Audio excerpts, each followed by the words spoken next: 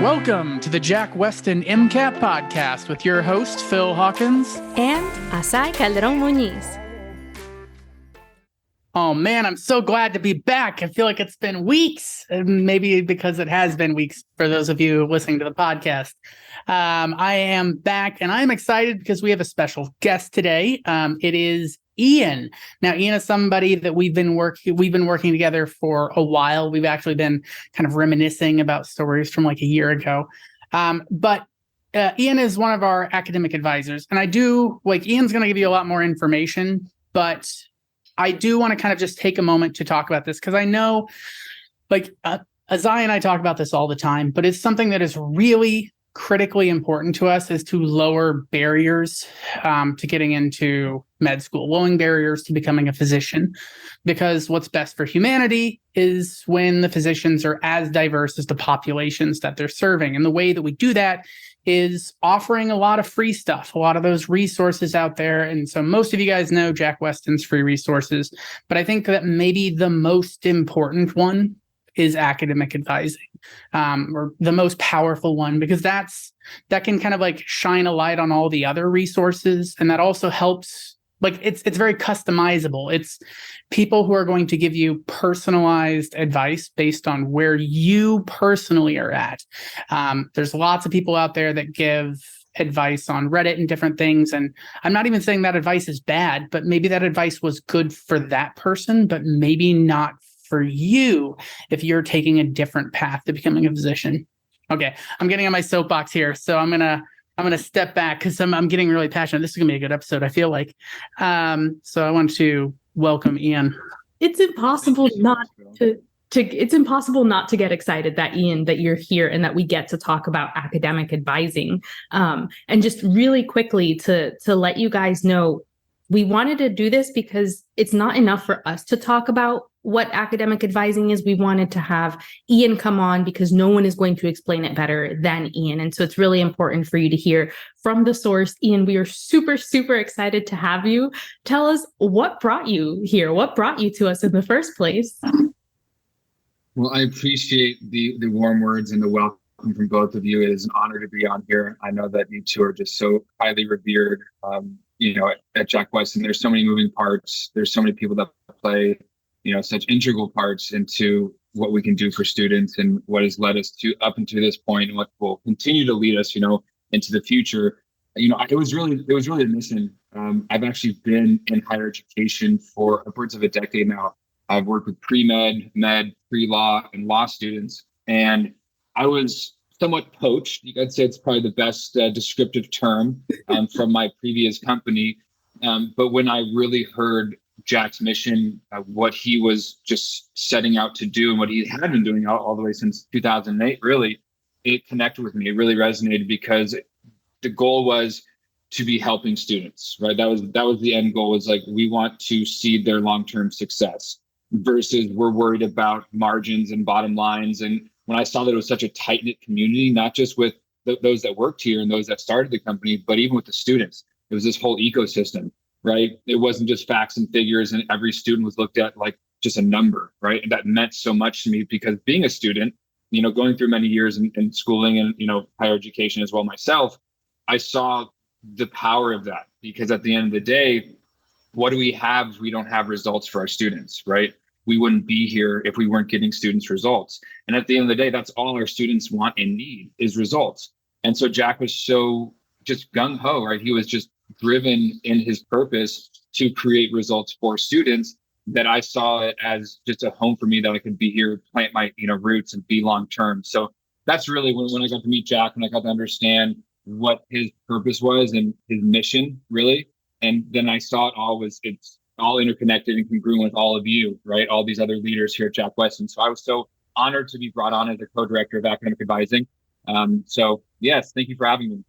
I'm actually going to move real quick so I don't have any of this background noise. All right, we're working again, and you're in the sunlight. I'm a little bit jealous. It is freezing where I'm at right now. So I'm cold. It is really out there. So I know that kind of like talking to Jack, and like what you're talking about is something that I know resonates with all of us, which is students first. Like whatever's best for students is the thing that we should do. But talking about like academic advising, like on the whole. So I know that you spend a lot of time talking to students. Like, how would you like describe what you're doing when you talk to students, and like how many students do you talk to in a given day, and how does it all kind of work, the academic advising realm?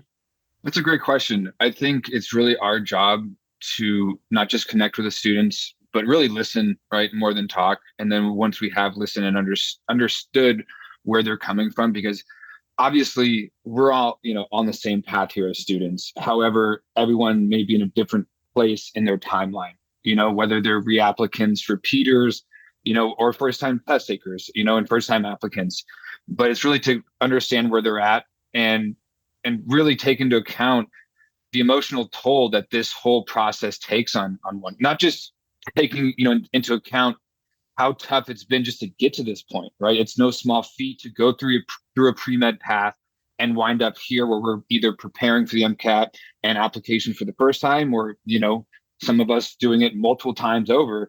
And we do deal with a lot of reapplicants, right? Because it's such a difficult and competitive space. It's hands down the most competitive space, at least at this juncture in academia, right? Working with pre-law students, and, society tells us, oh, if you want to be successful, you become a doctor or lawyer. And that then creates that that really just elite competition where you have to be the best of the best. And it really gives a lot of burden, right, to most of us, and it puts a lot of weight on our shoulders.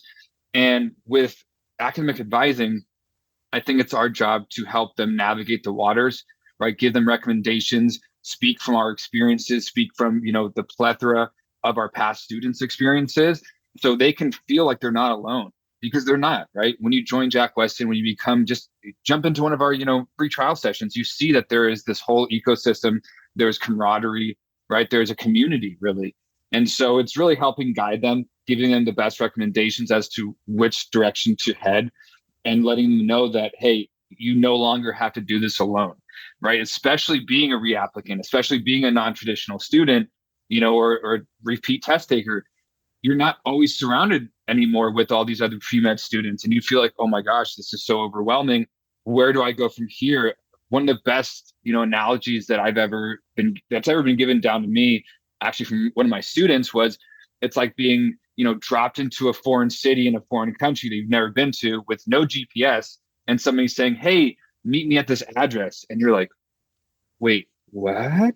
Like, how on earth am I going to do that? So it's really helping, just illuminating what we can do here at Jack Westin, how we do it, and then letting them know that there is a light at the end of the tunnel, giving them the best resources and options, and really helping them build a roadmap, right? And how to best utilize, what is out there.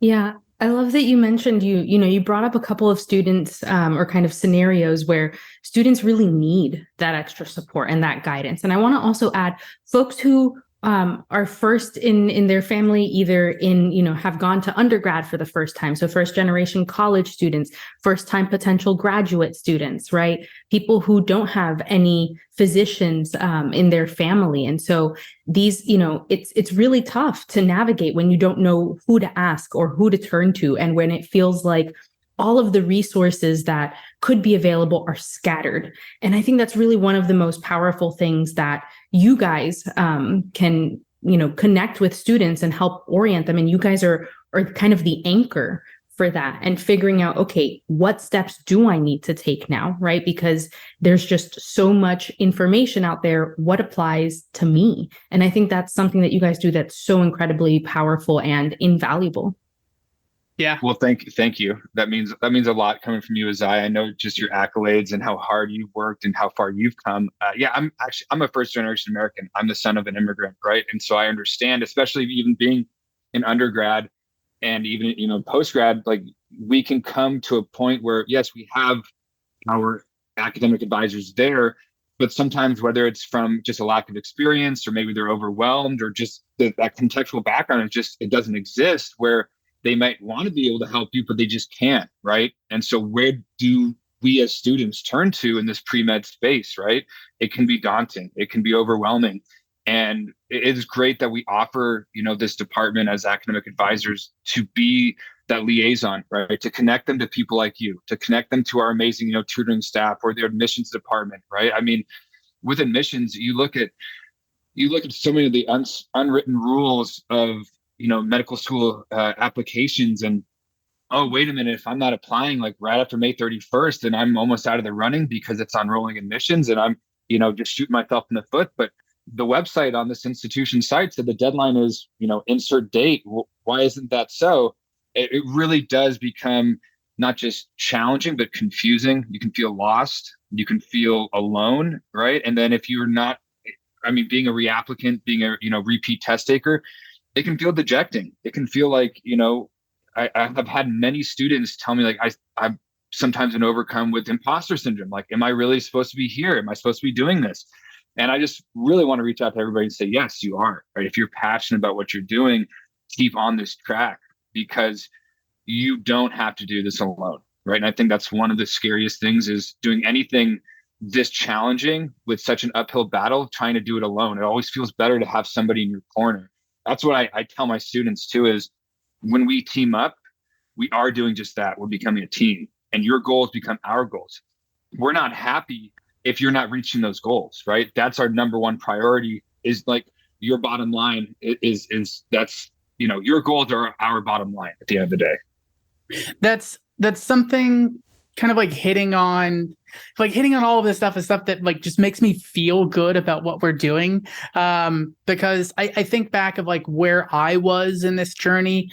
And I know you guys have, both talked a little bit about your story, but I was the first person in my family to get a bachelor's degree.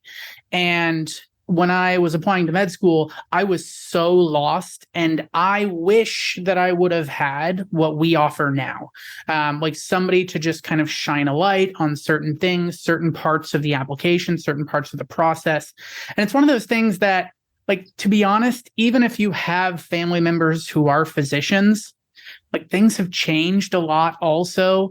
Like, just the MCAT has changed so drastically. There's like, the physicians who are finishing residency now, like, did not take the same MCAT that you're going to take. And so like, there's like no physicians that really understand, like actual practicing physicians that understand what it's like going through that process. And so I think there's a lot of things, and they're a little bit tricky. And there are things that I know I messed up on, things that I know I did poorly and really hurt my application. Like, for example, I did not take interviews seriously.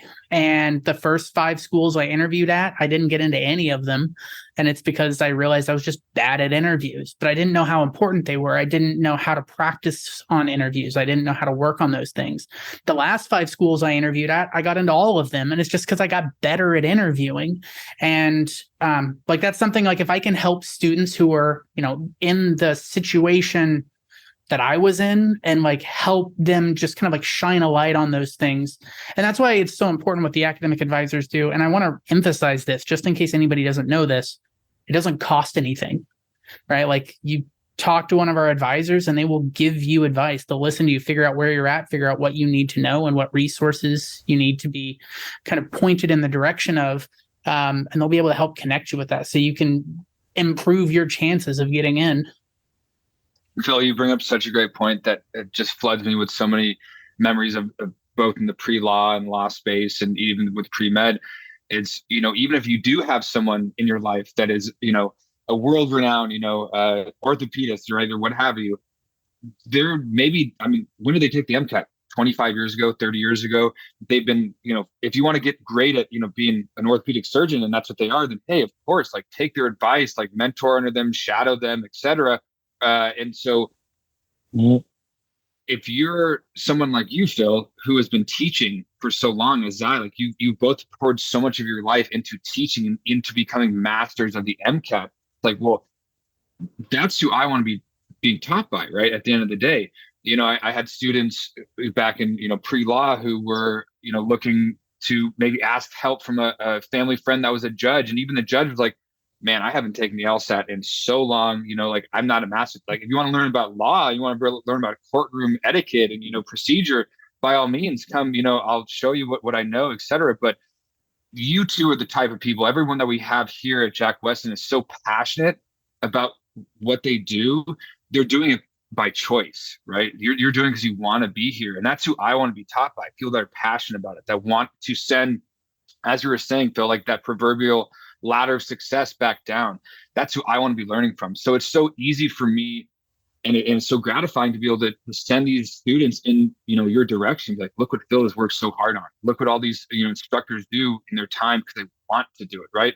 This podcast is a testament in itself, right? You do it because you want to do it. You want to help students. And at the end of the day, that's who we want to be, instructed by. So I'm just happy that we have all of you here. I will say our students, I know for a fact that our students are really grateful for the community they find at Jack Westin, and that includes you guys. I got an email not that long ago from a student. If you're listening, thank you for the email because it was fantastic and really heartwarming to read. But one of the things that they said was that their school academic advisor, they didn't felt like they cared about them. They didn't felt seen or cared for by their advisors. And they met with an advisor here. They got connected with the community, the course, tutoring, and they finally feel supported. And like you were saying, that's kind of the goal of everyone here. And I think that that's central to what you guys do.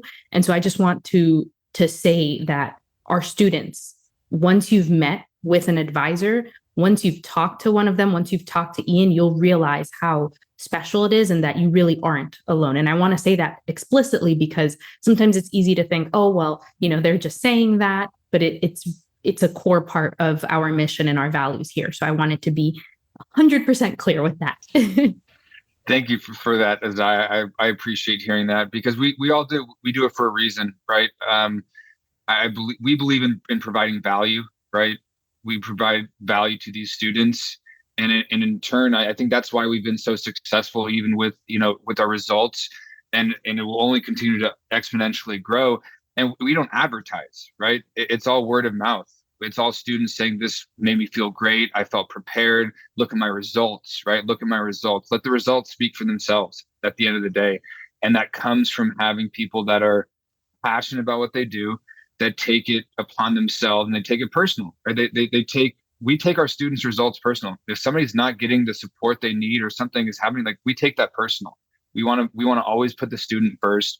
And it's crazy to even just fathom that that's not the industry norm, right? That's not what students are used to. And it breaks my heart because especially at this time, in our lives as a pre-med student, these students are so, you've been burnt out. You've been working so hard for so long.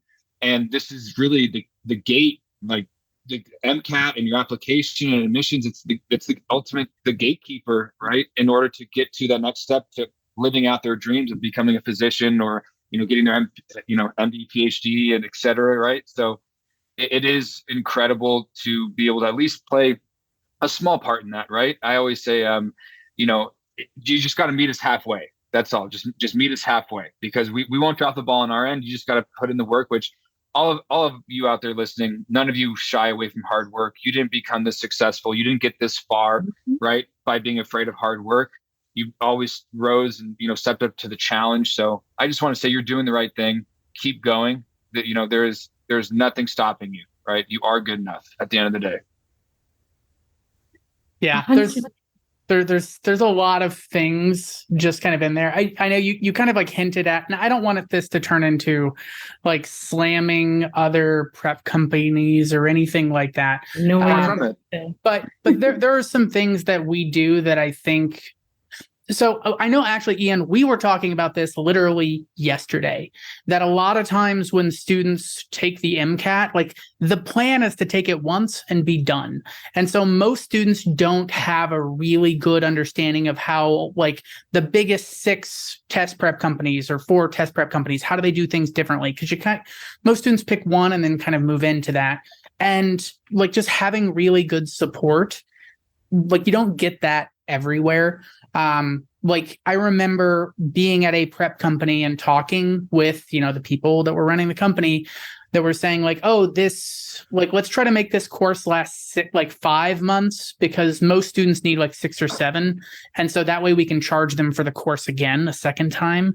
And like, that just like makes my blood boil. And like this idea of just trying to squeeze stuff out of students. And that's why our course is like lifetime access. You buy the course once and you have access to all of it until you're a physician.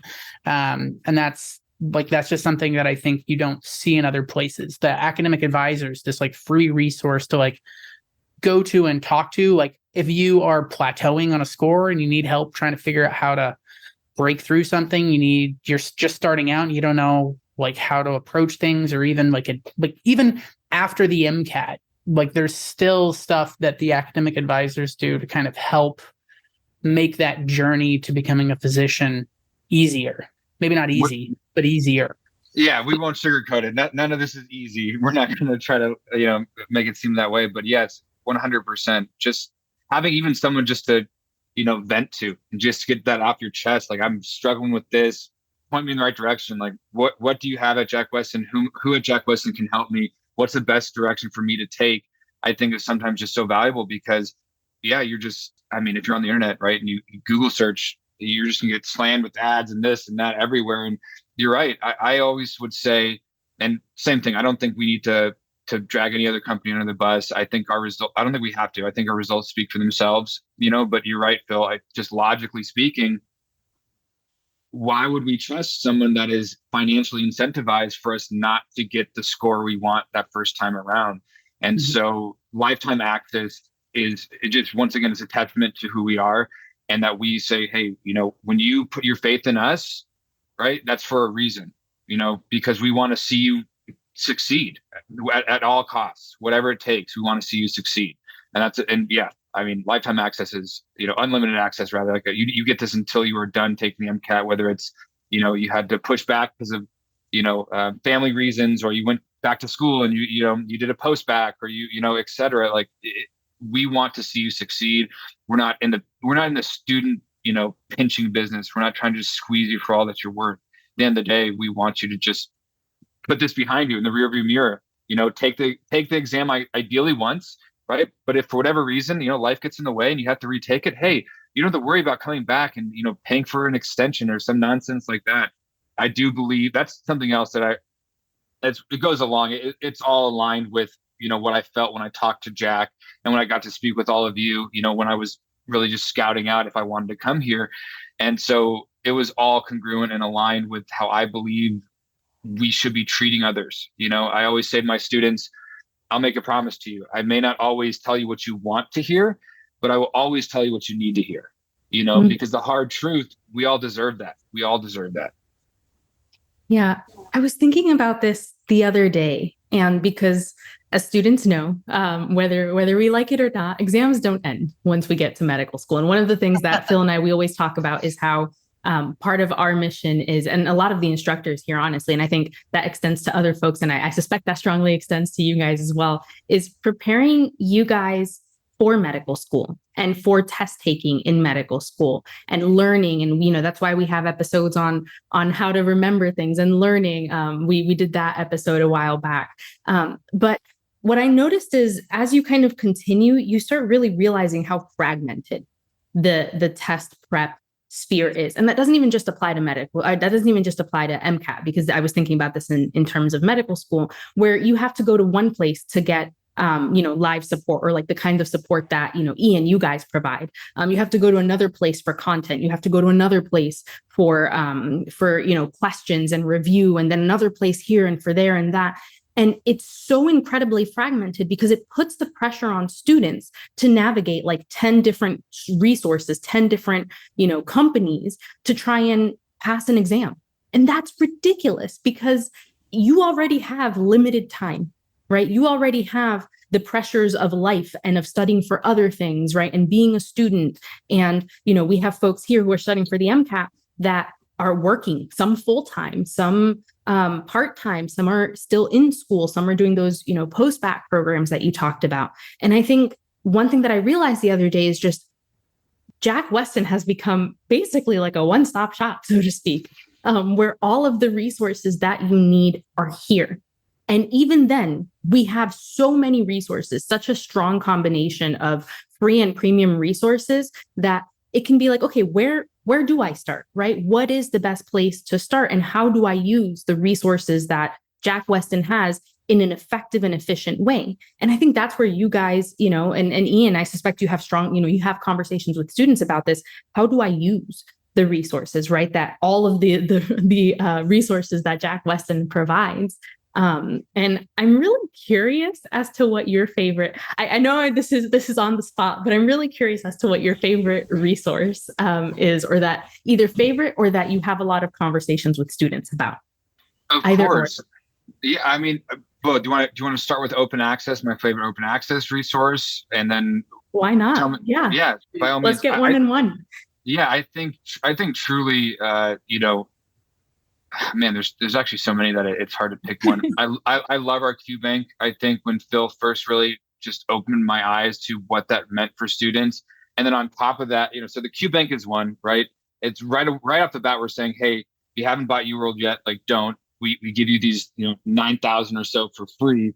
But then also the Chrome extension. If you haven't checked out the Chrome extension, by all means, you can anyone actually here watching this and listening. If you feel like you want to, talk to me at any point in time, you can shoot me an email. It's just Ian, IAN, at jackwestin.com. But I know Phil talks about the Chrome extension all the time, and giving those, the AAMC is amazing at writing exams and questions, right? But they tend to leave much to be desired when it comes to explanations. And it really wowed me. It was once again, just, added to the list of everything that goes along with our ideologies here of just helping students and being really a disruptor, right? We want to give more for less at the end of the day. We want to understand that, and we want students to understand that, hey, this is just one step in the journey, right? The journey doesn't end here, and we want to be able to do as much for you as possible. So I would say those two probably for open access are my favorite. And then,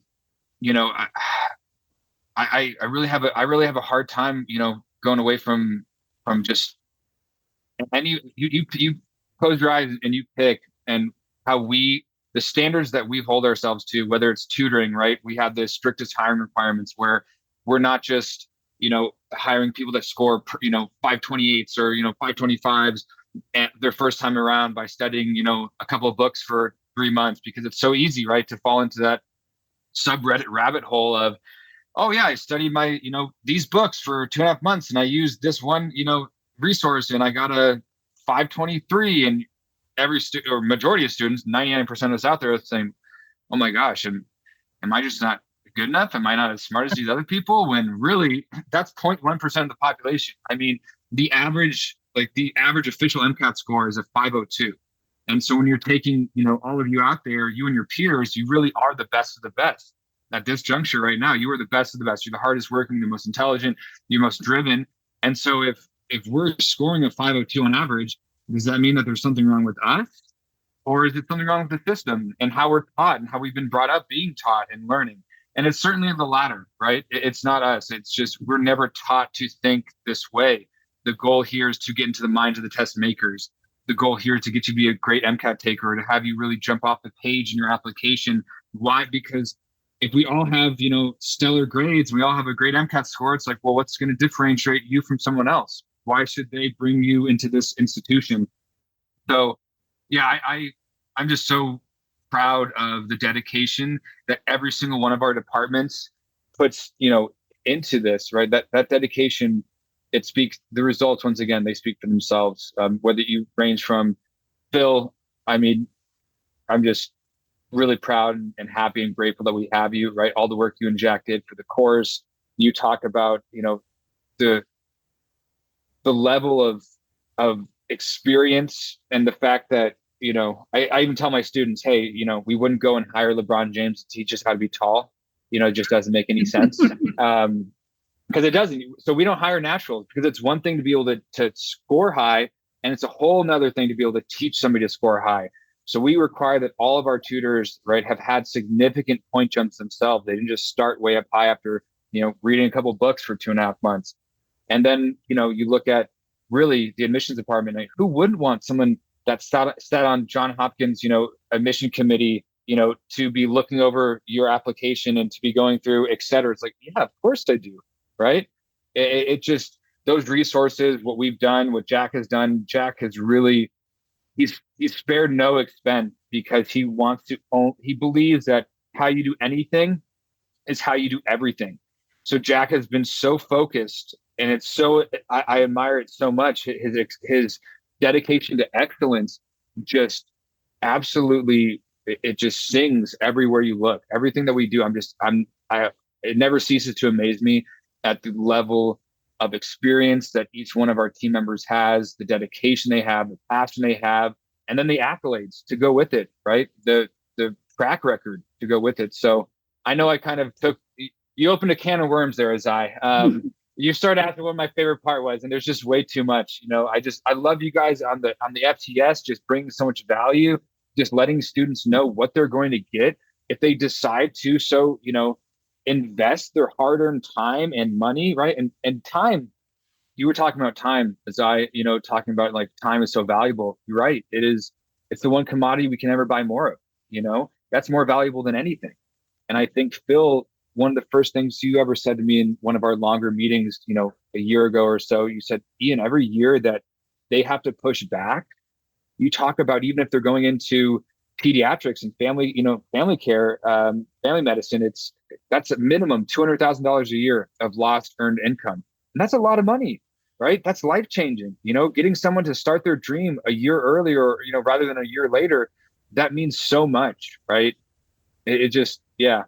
You definitely opened a can of worms, Azaii. So I'm going to put that one on you for me going off on this tangent, this rant. I personally am not complaining that you did. I kind of knew that it was an impossible question. But there's just so much here. And I find it really interesting to hear, what comes to people's mind, when that question gets posed. But Phil, I could tell you had something to say. I'm going to hold back. No, I'm like, first off, I can tell that you're in the midst of studying for med school because you're talking about this fragmented stuff. And that's a real problem in med school as well. Yeah. But I think that like there's a real thing there that like there's so many resources. You talk about the one-stop shop thing and like what resources are best and like what's people's favorite thing. And that's something that can be like, that is kind of an impossible question. Cause I mean, there is like this podcast, there is the daily questions, and then there's the AAMC style and the fundamental style. There's the MCAT content diagnostic to help you find your weak areas. There's the Chrome extension. There's like the free sessions that we do weekly. And like those are just like the free stuff. And like you said, Ian, like over like 9,000 questions for free for students to utilize and go through. And we put out new questions every single day.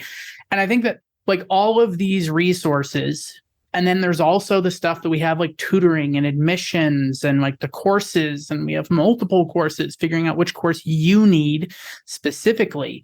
That's something that there's kind of two problems there. One is nobody should be doing all of these things all the time. And I think that's a problem for a lot of pre-med students because their superpower, people who want to go to med school very often is like, I will push myself hard. And like, that's something that everyone who goes down this path has this willingness to work hard. And it becomes a problem when you set up this giant pile of stuff and these people meet this and they say, I'm going to do all of it. And no one student should do all of those things. And this is where it gets tricky because all of those things should be done by some students, but not one student should do all of them. And so each student, like, what does this student need is different than the next student, which is different than the next student. Like students who are really good at one thing, like they don't need this, they need that. And this other student needs vice versa. This other student needs a third thing.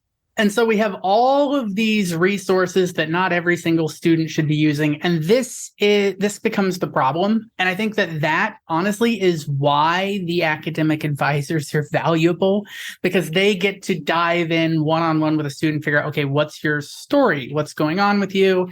Are you in a scenario where it's like a non-traditional thing where it's been 5 years since you've been taking science courses? Are you somebody who's like a like a single mom as well as going through all of this? Or like what's your story? Are you really good at physics? Do you hate physics? And like all of those things kind of change the advice that we want to be giving people and helping them kind of like navigate this like multitude of options is tricky, especially because, like you mentioned, Azaii, there's advice coming in from everywhere. And Ian, you mentioned this, like advice coming in from somebody who said, oh, I just did this and I studied for 2 months and I got a 523 and like, just do this one thing. And like, yeah, maybe that student can do that, but everybody's different. You bring up such a good point, Phil, because it's, yes, we have a proven system, right? And it's taken, really like Jack since 2008 and you since you probably just as long, right? To perfect this, and we're still looking to improve upon it, right? But I always let students know that something that really separates us is the individualized help, right? Yes, it's a proven system, but it's not cookie cutter. It's not one size fits all. Every student is different. Yeah, I have students of mine that are, still in their undergrad, or they're in a master's or a post-bac. They are, a parent, or they're working full time, or all of the above, right? Like literally they're going to, I have one student who is getting his, master's in bioengineering, and he works 40 hours a week. He has 3 children, all under the age of 4. He has a wife that's in her 2nd year of nursing school. Like everyone is different, like, yeah, that's obviously an extreme end of the spectrum, but it just shows you that we have to, rather than, I think it's unfair, right? With so much pressure on each one of these students and each one of you out there, it's unfair for us to expect you to fit your life into some prep, right? That's why we've specifically designed it to fit this prep into your life, rather. So you don't need to like change your whole life and turn it upside down in order to continue, working towards your dreams. Yeah, you bring up such a great point, Phil. I couldn't agree more. Yeah, and that kind of like track record, I honestly don't think we talk about this enough. I'm a numbers person, like the math, physics, like PhD, like side of me comes out, like data is what I love. And so I know that I've mentioned this to some people, but I don't think we mention it enough. I know every year, 40% of students who apply for med school get in. So that means 60% of students who are applying for med school don't get in every year. And that I'm not saying this to scare everyone, who's listening to this, who automatically think like, oh my God, I'll never get in. But like of the students who use like our admissions department, like you mentioned, we have people in our admissions department that have worked like on admissions committees at Johns Hopkins. We have people who've worked at Harvard. We have people who are kind of all over the place. But like the people who use our admissions department, 94% of them get in versus 40% of the general population. And so like the math behind that works out. Like this is something that I think like it allows us to help students with those sides of things. And I know we talk a lot about the MCAT because this is an MCAT podcast, but kind of like hitting and like understanding students' lives. Like if you have somebody who's getting a master's in biochem, like, and they're really good at test taking, like maybe the thing they need for their application is not the MCAT score tweaked, because anybody's going to look at their transcript and their application, be like, this person can handle the information, handle the content. I want to know, do they understand the clinical side of things? Are they good with interpersonal skills and things like that? And so just having somebody who understands this path, who can kind of like point to different areas, being like, okay, based on who you are as a person, I think this is the thing that can most impact your chance of getting in. That's a great point too. And that's another huge aspect of our role as an academic advisor. I try to teach all my advisors just the importance of understanding each student as an individual, right? Because they are all different and they all have different goals and they're all at a different point and stage, right? In this whole journey, right? Of pre-med and getting into medical school. And they all bring different, aspects to the table, right? Different, really, it's profound just to see this, the diversity, just true diversity of talents from different students and their backgrounds. And we don't I mean, at the end of the day, we welcome all. We want everybody to bring that light and let it shine, really, though, because it's not just about, as we were saying before, the facts and the figures. Like, okay, great, you have this MCAT score, you have this GPA, but who are you as a person? Who are you as an applicant? What value do you bring to this institution? And we want to shed light on it, and we want to bring that out and make you jump off the paper. And that's actually another, once again, it just, added to the list of just how we operate out of integrity, because you can't just like go onto our site and enroll into the admissions department. We do things a little differently than the industry, standard. You can't just go and enroll and pay tuition admissions program and, oh, I'm in. Because if we had 2,000 or 3,000 students just floating around in some admissions pathway, like some of these other companies out there allow you to do, well, then how could we possibly give you the time and attention that you need and deserve to get in and make yourself that candidate that stands out? So we will tell you, once again, we'll give you the hard truth.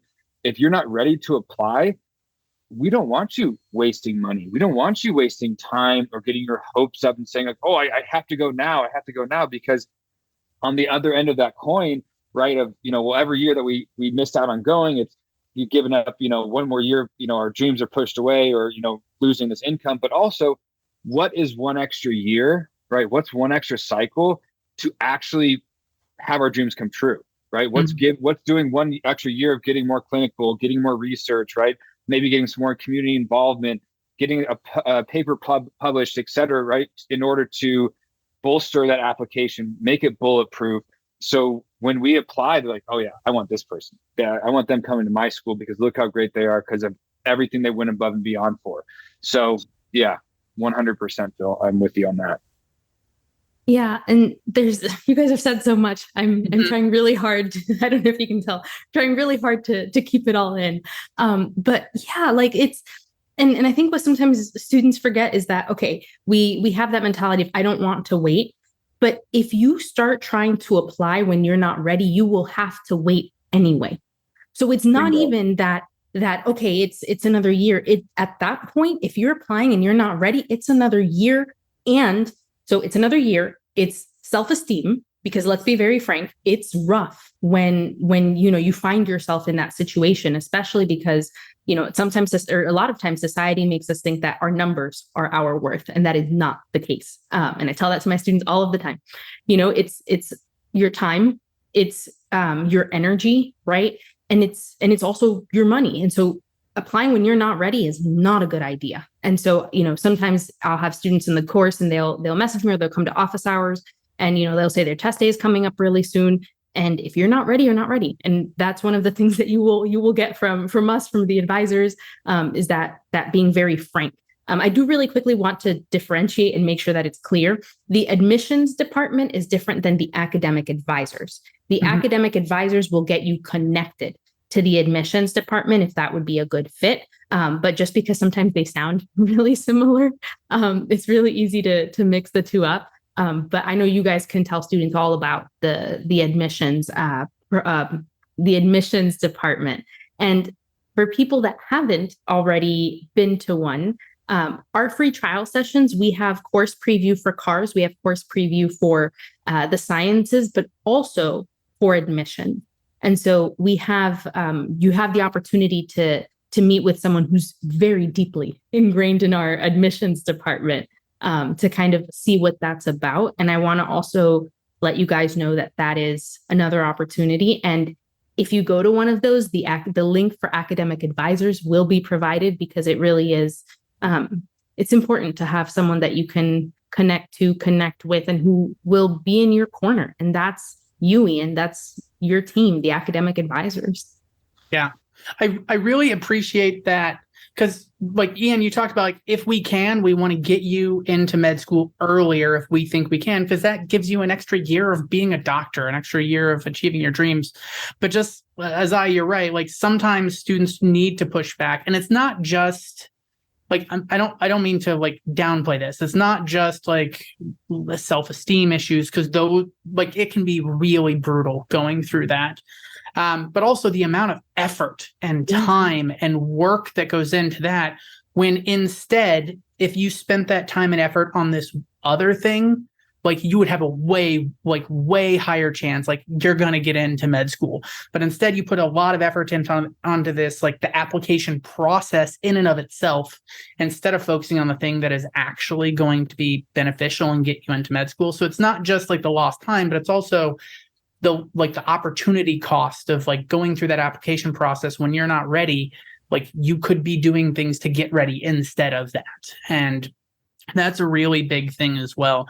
But I also just want to like echo Ian, like it is weird in the MCAT prep world and MCAT prep industry that we are someone that if someone came and tried to pay our admissions department money, we would say no. Like we won't, like you can't just come give us money and we won't accept it. We need to talk to you and make sure that we can help you, because otherwise we don't want to like take stuff from students if we don't think we can help. And so it's yeah, I just want to shine a light because that's really weird in the whole, world of MCAT prep to have that kind of scenario. It's groundbreaking, truly, being in higher education for so long now and seeing how much of the Wild West, prep is or advising is, et cetera. It is very strange, but it's a testament to our mission, right? And our mission is to get you results and give you the best service possible. And that starts with honesty. That starts with being upfront with you, right? Like, as I was saying before, I might not always tell you what you want to hear, but I'm going to tell you what you need to hear. And if you're not ready to apply, we will tell you. We will say, hey, we got to go get some more clinical. Hey, this, hospital volunteering is not going to suffice for your clinical experiences. Hey, you don't have enough research. Hey, we got to go, make ourselves more of a well-rounded candidate and applicant. Because at the end of the day, we don't want you spending, like you said, Bill, all that time, right? That energy, that effort, right?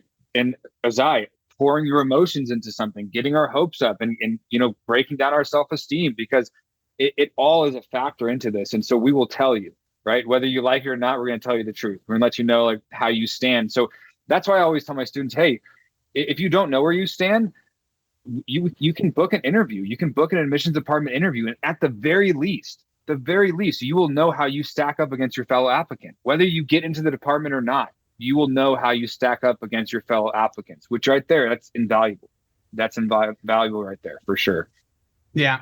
The admissions department, like, I know that there's one package that the admissions department does that also helps with scholarships. And this is something that I love talking about. And Azaii, it was on the same page here. But like, we actually have 2 students that last year we helped them with their scholarship applications.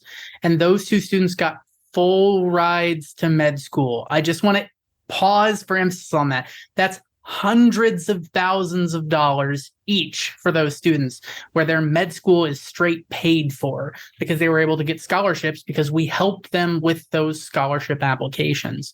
And so I think just having those, like that level of resource where like everyone here is trying to do whatever we can to pull for the student, because we know that it is a difficult path and we want to do whatever we can to kind of level that playing field. So it's just something that I personally am so proud of that. As somebody who is paying student loans for med school, I'm like, oh man, it makes me feel better. Okay, the world is a better place because I'm able to help students kind of get into those positions where like good things are happening to people who are working hard and are good people. And I get excited about that. Yeah, I tell many of my students, if not every single one of them, hey, my ultimate goal is to not just get you in. My ultimate goal is to get you money to go too, right? Like, let's help ease that burden, where you're not just drowning in debt and Phil, you're talking about compounding debt, right? Like you could take out a loan for $400,000 for medical school. That's just the loan. That's not including interest over the course of a 30-year, payback period, right? It could be 7 figures. You could be literally paying $1 million for medical school with that compounding interest. And so every little bit helps. And so it really is life-changing. Not only is it, oh my gosh, I got in, but like, hey, I got like money towards it too, let alone a full ride. It really, the juice is worth the squeeze, as I always say. This is something where the opportunity costs, right? Like it is so great. because there's so much on the line. And not to instill more fear or doubt or give anybody, it's like, no, but you're going to become a physician. Other human beings' well-being and health is going to be in your hands. So yeah, it should be pretty darn tough, right? I hope so. But you're all up for the challenge, right? You never shied away from it before. So like, why start now? You never cut corners before. So why start now? At the end of the day. Yeah. If you're listening to the podcast and you're listening to this episode, you've already taken a step in the right direction, right? You've already established that you're invested in doing this, invested in getting into medical school. And our team is here to support you in that.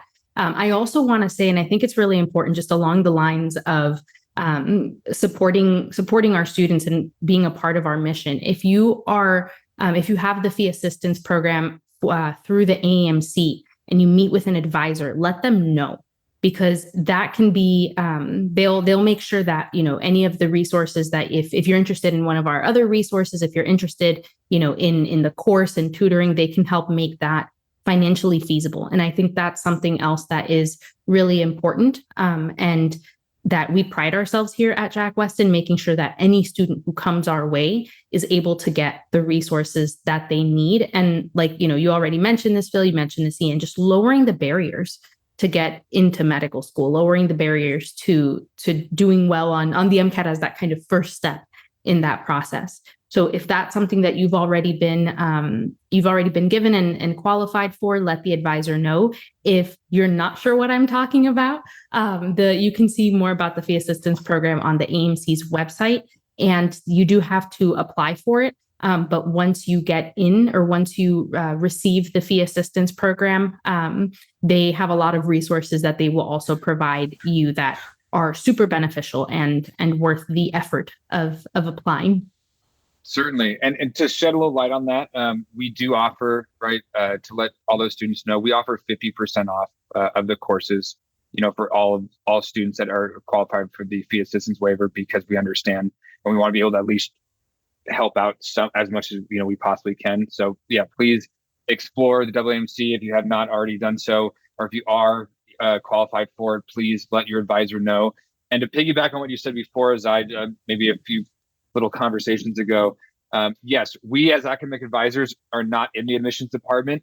I wish that I could help you with your personal statement. I wish that I could help you with all these amazing things that they help you with, but I'm not qualified enough to do that, right? They're way smarter than I am, right? Like, you're talking about someone that's set on Harvard's admission committee or Johns Hopkins admissions committee, and so that's their expertise. But we can definitely help guide you in the right direction. We can point you to what the best route or plan of attack would be. Like, hey, what do I need? This is the position I'm in right now.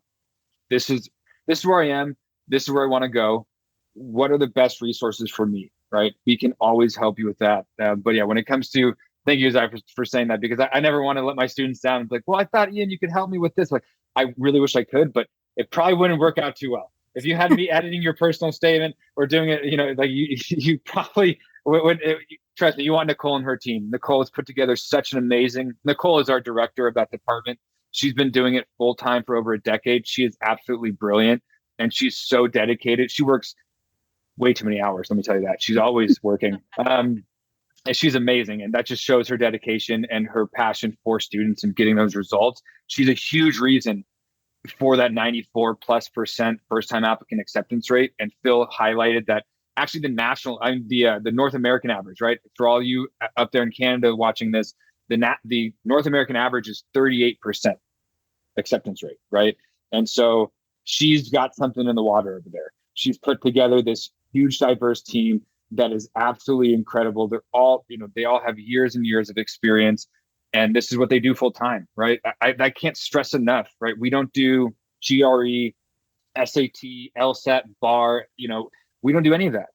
We do MCAT and we do medical school, applications and admissions. This is our bread and butter. We put all of our energy into this, and I think the results, are the really, they are.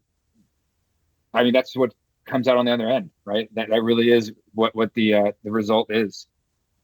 And Nicole's the one that you'll see at the free trial session, generally held Mondays, not always, but Yeah, thank you so much for being here, Ian. We appreciate your time. We appreciate your wisdom, your specialty, and our students do too. They appreciate you for what you do in conversations with them, and I'm sure those listening will also really appreciate it. I don't know if you guys have any final thoughts or any final takeaways, but if my kind of final takeaway is, if you haven't already met with an academic advisor, schedule an appointment. We'll make sure that there is a link associated with the video, so you can go ahead, click, and make that appointment.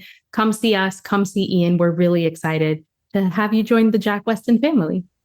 Well, thank you, Azaii. Thank you, Phil. I wouldn't be here if it wasn't for both of you. Really, though, you two are some of the biggest components of what makes us, who we are today. I wouldn't feel so proud. I wouldn't feel so confident in recommending these resources if we didn't have such stellar, individuals such as yourselves that make up this team. So thank you for having me. I appreciate it. Thank you. No, 100%.